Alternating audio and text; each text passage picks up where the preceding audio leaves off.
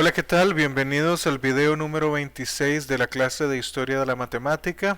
En este caso vamos a hablar sobre el surgimiento de la geometría no euclidia.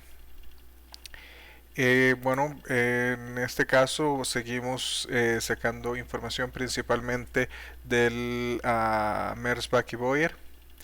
Y empecemos hablando de estos dos señores. De el señor de la derecha, Carl Friedrich Gauss, ya habíamos hablado, pero hablemos un poco de su relación con Bolyai. Fakras Bolyai era un matemático de húngaro, ah, bueno, húngaro rumano, o sea, en aquel momento él nació en lo que hoy sería, hoy sería Cluj-Napoca, que en su momento era el Principado de Transilvania, que es justamente una zona límite entre Hungría y Rumanía, y en algunos momentos estuvo en uno u otro de los campos, y durante el principio del siglo XVIII era parte de Hungría.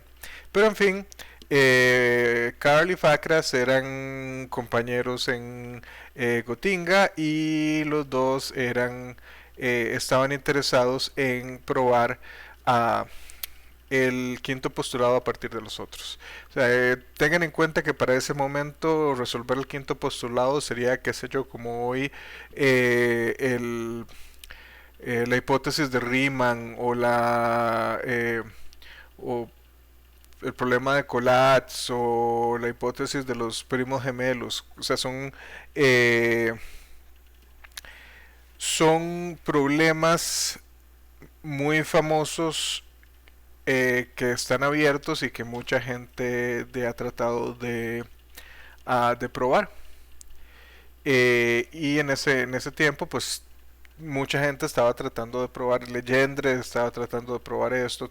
Un montón de matemáticos de muy alto calibre, y quizá muchos otros cuyos nombres hayan sido olvidados por la historia, también intentaron su solución. Y bueno, mientras Fakras y Gauss eran compañeros, ellos son aproximadamente de la misma edad. Creo que Fakras Bolyai había nacido en 1774 versus Gauss, que nació en 1777.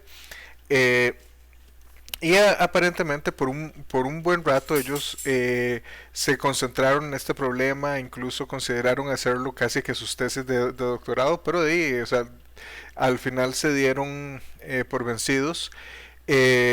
Facra siguió tomándolo como uno de los problemas a los que por los siguientes 20 años le dedicó un cierto tiempo.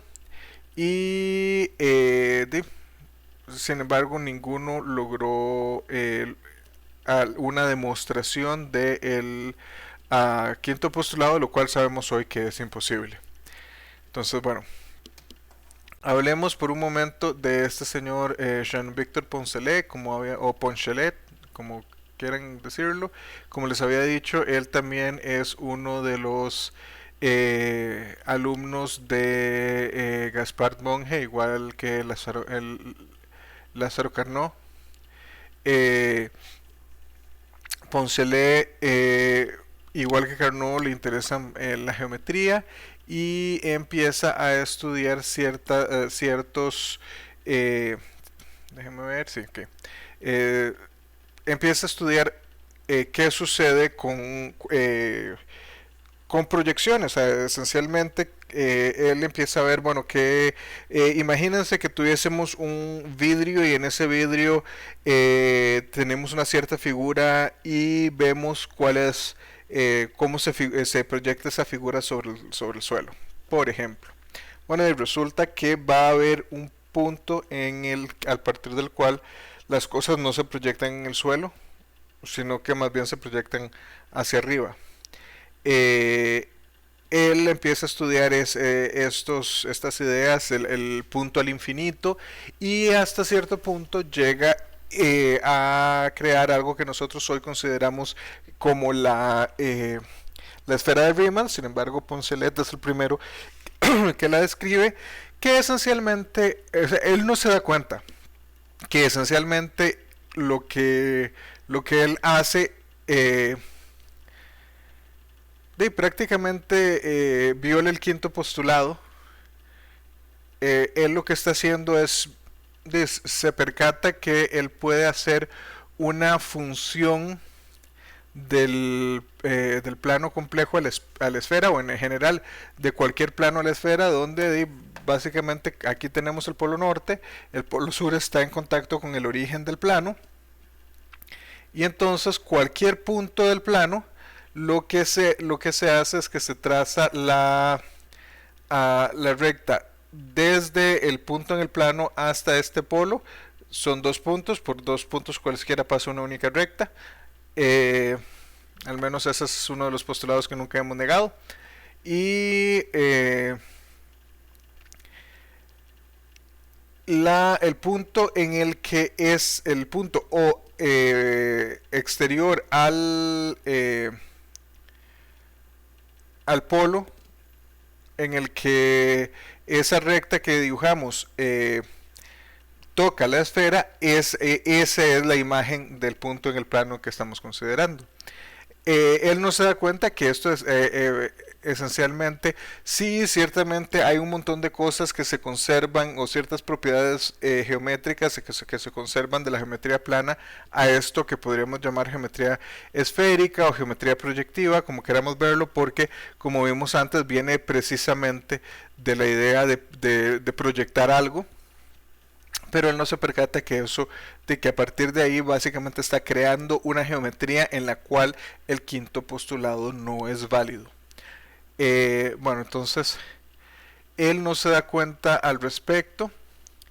Y una cosa que se me olvidó decir sobre este par de señores, a pesar de que Facra siguió por mucho tiempo eh, investigando al respecto, en cierto punto Gauss llegó a la conclusión de que no había o sea, de que básicamente eran inútiles todas las pruebas o todos los intentos de probar el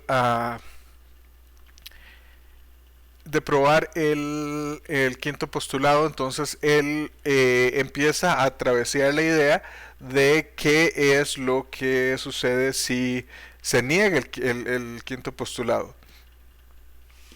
Se dice que él llegó básicamente a lo que se conoce como geometría a, hiperbólica, pero nunca publicó al respecto. Pero en fin, bueno. Eh, Veamos aquí vamos a hablar de dos personas en particular a partir de ahora, que es el primero de los cuales es Lobachevsky, Nikolai Ivanovich Lobachevsky. Lobachevsky no parecía ser necesariamente hasta ese punto una figura que iba a terminar en los libros de la historia de la matemática. Uh, Lobachevsky es un profesor en una universidad, en la Universidad de Kazán. Por aquellos, si se quieren fijar en un mapa, Kazán es una ciudad que está a las orillas del río Volga en Rusia, aproximadamente poco menos de 1000 kilómetros al este de Moscú. Y si ustedes saben algo de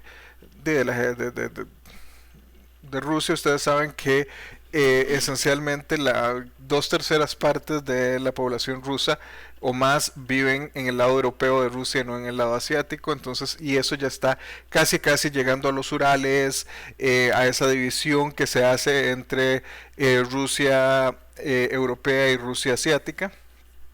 Y él justamente está ahí, o sea, es una pequeña universidad esencialmente en el medio de la nada. Pero el muchacho tenía alguna curiosidad, y le llegan a él ciertos escritos de Poncelet y de Carnot, y empieza de preguntarse qué sucede y él aparentemente en 1826 empieza a trabajar en el problema y dice, bueno, si no podemos probar el quinto postulado a partir eh, de los otros y de los postulados que no son postulados, en algún momento hablamos de que hay muchas aserciones implícitas en los elementos de Euclides que en realidad deberían ser axiomas pero nunca son mencionados como tales. Eh, Lobachevsky no empieza a trabajar y aparentemente pasa 3 años trabajando en el asunto y en 1829 publica un pequeño artículo hablando sobre estas ideas al respecto de qué sucede si negamos el quinto postulado y esencialmente lo que sucede, él lo que hace es asumir que dado una recta existen varias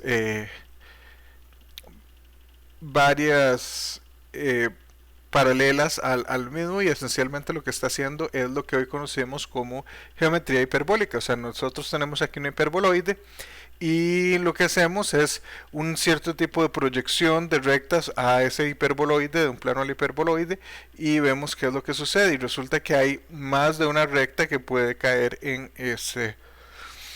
O sea, ser paralela en el sentido de que no se va a tocar. Ahora, lo que Lobachevsky hace es que se percata que no, o sea, él lo que quería ver, esencialmente, el plan de él era, ok, si pruebas directas no sirven, probémoslo esencialmente por contradicción. Probemos qué sucede si nosotros negamos el postulado y quería llegar a alguna contradicción y se da cuenta que no, que la teoría es completamente consistente. Pero este es uno de esos momentos donde perfectamente ah, pudo haberse dado una pelea como la que se dio entre Newton y Leibniz, porque más o menos al mismo tiempo Janos Bolyai llega a una conclusión parecida. Ahora ustedes dicen Bolyai, pero aquí habíamos hablado de Facros Bolyai.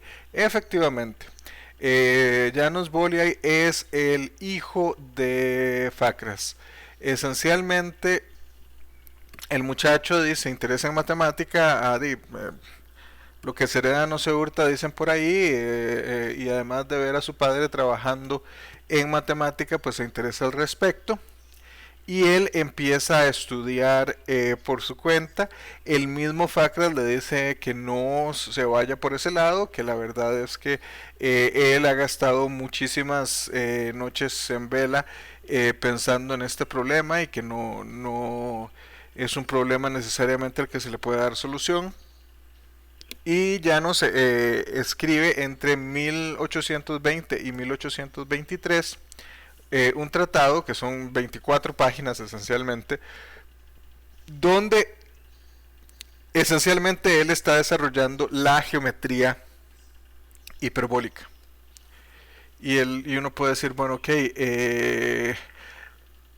¿qué sucede? ¿Lo publica o no lo publica? Sí, él lo publica, sin embargo, parece que el escrito nunca es sometido a lo que hoy llamaríamos una revista con revisión de pares, sino que lo que él hace es que lo incluye en un libro de geometría de su padre, o sea, lo incluye como un apéndice en un libro de geometría escrito por Facras.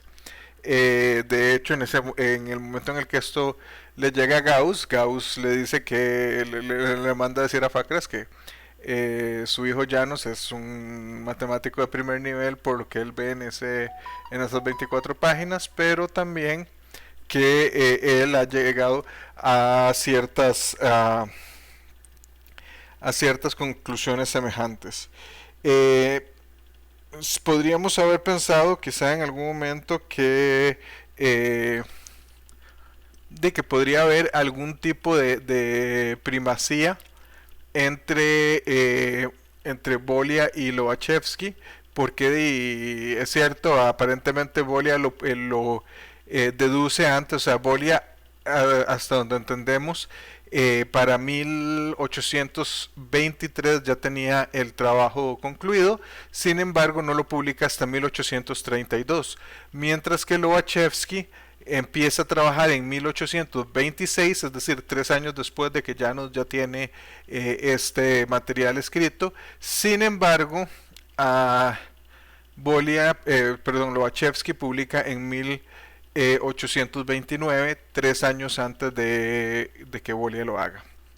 Sin embargo, parece, incluso al parecer, en el momento en el que fueron estas publicaciones hechas, no mucha gente les agarró tanto interés, y esto se puede ver a mil cosas.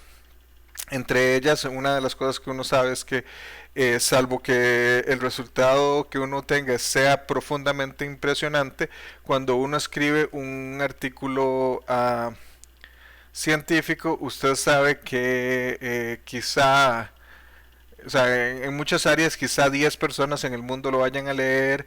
Si ustedes está en un área un poco más activa, quizá 100 personas lo vayan a leer, pero salvo que termine siendo un artículo eh, increíblemente, o sea, que tenga un impacto muy grande,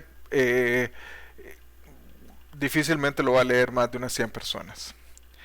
Eso podría ser por un lado. Por otro lado, tenemos que ver que para este momento el alemán se está imponiendo como la lengua franca en las ciencias, a diferencia de la política, que era el francés el que se estaba imponiendo en ese momento, pero todavía no se ha impuesto por completo.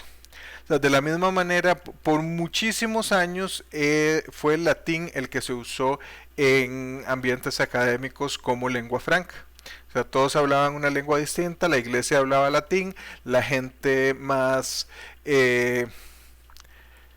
como diríamos, la gente más culta, más educada, eh, hablaba latín, y entonces era una buena lengua franca, pero especialmente ya venía desde más temprano en el siglo XVIII, pero especialmente después de la Revolución Francesa, el latín perdió mucha primacía.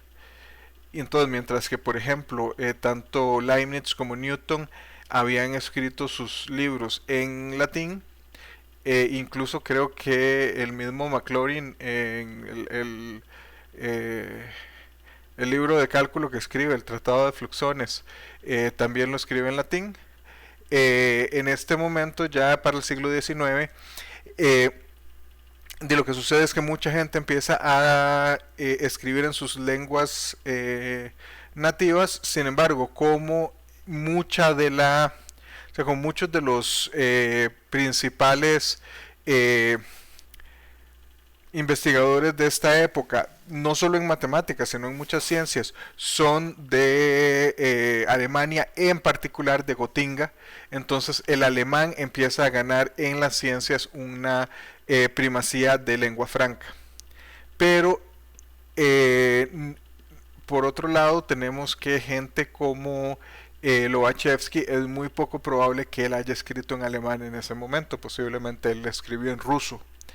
Entonces tenemos el asunto de lenguas, o sea, están escritos en diferentes lenguas. O sea, es como, ¿qué sucede si alguien publica, si ustedes están trabajando en una tesis y alguien publica esencialmente lo mismo que ustedes están haciendo para su tesis, pero lo publica en mandarín? Pues me imagino que la mayor parte de ustedes, si no es que ninguno de ustedes habla mandarín, o sea, la mayor parte de ustedes no lo habla, o quizá uno o dos, eh, o no sé, alemán, ruso. Entonces, este tipo de situaciones se presentaban y se presentaron con mucha frecuencia durante el siglo XIX, con la pérdida del latín como lengua franca, antes de que se estableciera el alemán y posteriormente se estableció el inglés. Eh, y bueno, por otro lado, parece que no es claro si Lobachevsky jamás se enteró de la existencia del trabajo de Bolia. Al parecer Bolia, encontré una fuente que decía que Bolia en 1848 se entera del trabajo de Lobachevsky, de esos 16 años después de que él mismo publicase sus resultados. ¿Y qué sucede? Bueno, el año en el que supuestamente empieza a trabajar Lobachevsky en su geometría nace eh, Bernard Bernhard Riemann, o si quieren el nombre completo, Jörg Friedrich Bernhard Riemann. Es un matemático de primer calibre, es un estudiante de Gauss.